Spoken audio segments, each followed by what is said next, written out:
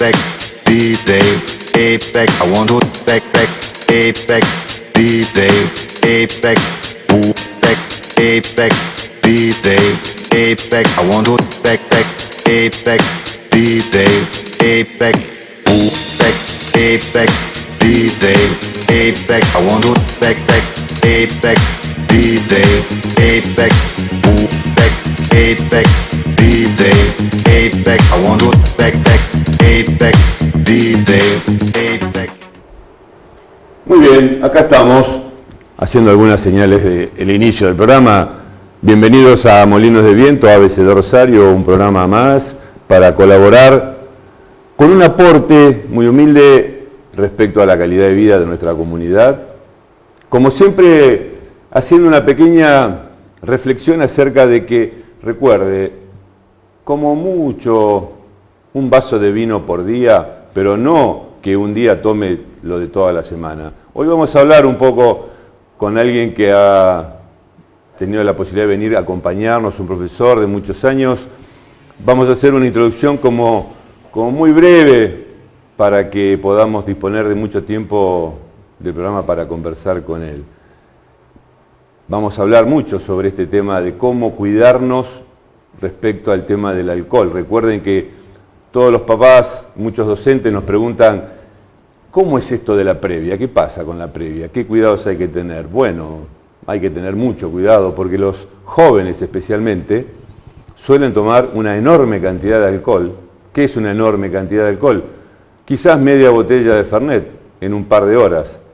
Un atracón de alcohol que en poco tiempo y mucha cantidad de bebidas alcohólicas sumado a ciertas bebidas gaseosas que tienen una enorme cantidad de cafeína.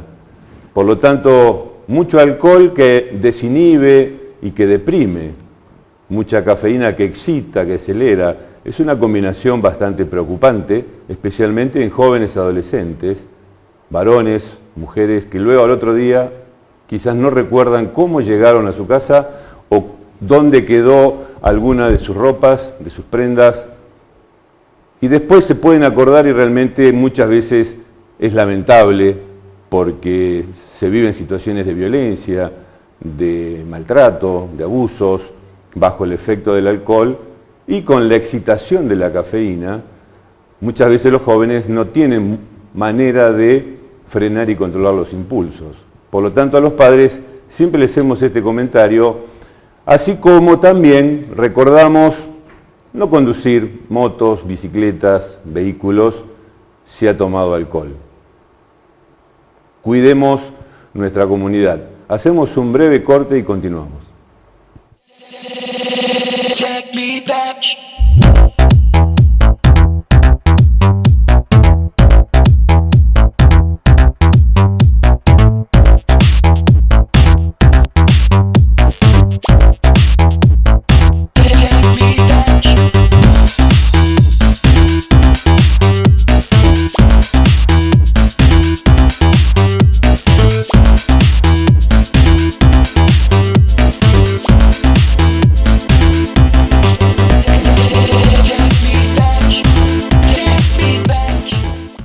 ABCD, Prevención y Atención de Adicciones. Consultas 0341-439-9540, 421-2302.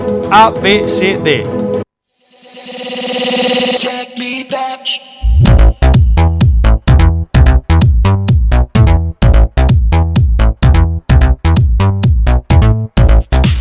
Bueno, muy bien, acá estamos nuevamente con Molinos de Viento, ABC de Rosario, gracias al apoyo de la Fundación Perspectivas para el Cambio, con un invitado, como siempre, alguien muy importante para mí, para nuestra comunidad, profesor Hugo Tano, docente, maestro de muchísimos años en el Hospital Centenario, en la cátedra. ¿Cuánto hace que está allí, doctor? Mire, yo casi le diría a Gustavo que perdí la cuenta, pero evidentemente no, hace 45 años. Yo entré de muy joven. Yo entré que tenía en la facultad mucho antes. Yo tenía 19 años cuando hice mi primer biopsia de hígado, así que usted imagínese, de eso hace más tiempo, de los 45. Y para que nuestra audiencia escuche un poquito de su trayectoria resumida en estos últimos 45 años, ¿qué le puede comentar especialmente de su experiencia en el hospital y en todo este recorrido? Mire, yo creo que el hospital brinda la posibilidad de aprender. Por ejemplo, es muy distinto el médico formado en un consultorio que el médico formado en el hospital. La visión que le permite el hospital al médico hace a la calidad de la medicina, a mi manera de ver. Desde luego en aquel hospital donde existen docentes. Yo tuve la oportunidad de vivir en la época donde el Hospital Centenario era un lugar de excelencia en la docencia. En segundo lugar, permite enseñar. Y no hay mejor cosa que compartir lo aprendido. Yo creo que miren, si uno pudiera, usted me dice transmitir a la audiencia, el transmitir algo que yo siento, lo aprendí de un maestro mío, que es la alegría de compartir. La alegría de compartir es increíblemente importante en la docencia. Y ahí en el hospital uno tiene la oportunidad, además de hacer docencia, y formar a gente como uno quiere que se forme. Y en tercer lugar, investigar. Que esto yo diría que está limitado a determinados lugares dentro del hospital, pero que hace a la medicina. Por eso yo creo que el hospital es imposible de sustituir. En este punto, el año pasado tuvimos una experiencia muy interesante. Yo me acerqué con mucho ánimo a hacer los pasajes de Sara, lo vi a usted compartir el conocimiento y la experiencia clínica. Y lo que pudimos observar es que el hospital, especialmente el servicio que usted dirige, es un referente regional y casi se podría decir nacional en este tema. Sí, mire, yo tuvimos la fortuna, usted sabe que es diferente un equipo que un grupo. Para mí un grupo es un equipo con alma. Y en cierta medida se formó un grupo. Ese grupo está constituido por médicos que iniciaron siendo residentes, o sea, aprendiendo. Y en este momento enseñan, entre los cuales yo disfruto enormemente la enseñanza de muchos de ellos, para conmigo que usted conoce. Y sí, le diría que este concepto grupal hace que haya mucha gente en condiciones de enseñar. Y eso es muy bueno. Y levanta el nivel médico. Es por eso, a mi manera de ver, Gustavo, que se consigue que ese centro, que se fue edificando poco a poco, en este momento sea involuntariamente un centro de referencia. Digo involuntariamente porque no ha sido el propósito de esto, pero cuando uno trabaja sistemáticamente, y me parece que, como usted lo dice, con mucha claridad, con un criterio de trabajo en equipo, en grupo, con prioridad por la clínica, por el contacto con el paciente, donde la tecnología ha ido sumando, pero sigue siendo fundamental en el hospital el aspecto clínico, el trabajo al lado de la cama del paciente. Absolutamente. Mire, para nosotros fue una experiencia muy enriquecedora el hecho de que usted estuviera con nosotros, porque nosotros aprendimos mucho con usted. Pero hay algo, Gustavo, que quiero remarcar, porque para mí, mire, a esta altura de mi vida esto es importante.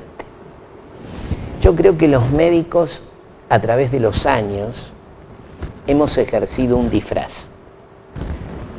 Cuando de medicina se conocía poco, nos teníamos que disfrazar de brujo para que nos creyeran. Después la medicina pasó en manos de religiosos. Y finalmente, en el siglo XVII, el médico adquiere un poco el disfraz que hoy perdura con el impacto que ha dado la tecnología. Quiere decir que en la memoria colectiva del paciente busca la magia del mago, la confiabilidad del sacerdote y el conocimiento del médico. Cuando en realidad el único disfraz que al médico le cabe, y máxime hoy día, es el de ser humano. Y con esto quiero destacar que para mí no se es buen médico si primero no es buen tipo. Claro, la persona ante todo que se pone en contacto con el semejante y comparte ese conocimiento.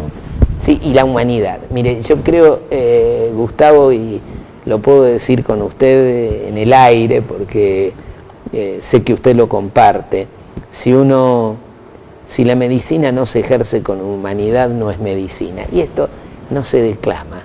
Nosotros estamos en una época donde por muchas razones se declama y no se hace.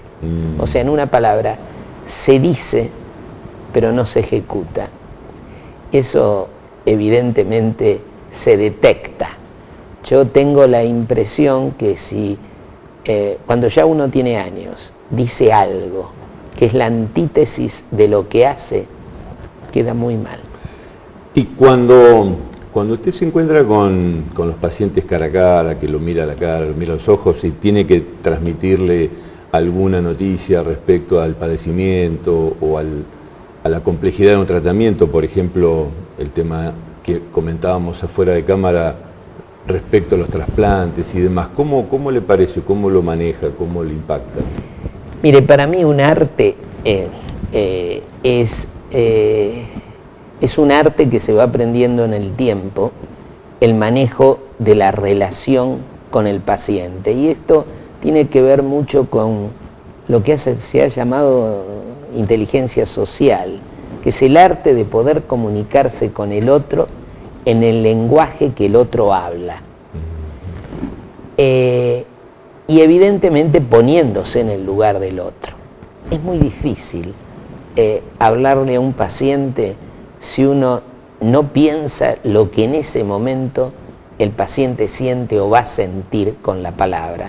Por eso yo creo que, mire, no hay una uniformidad, o sea que no hay una manera uniforme, Gustavo, de tratar a los pacientes.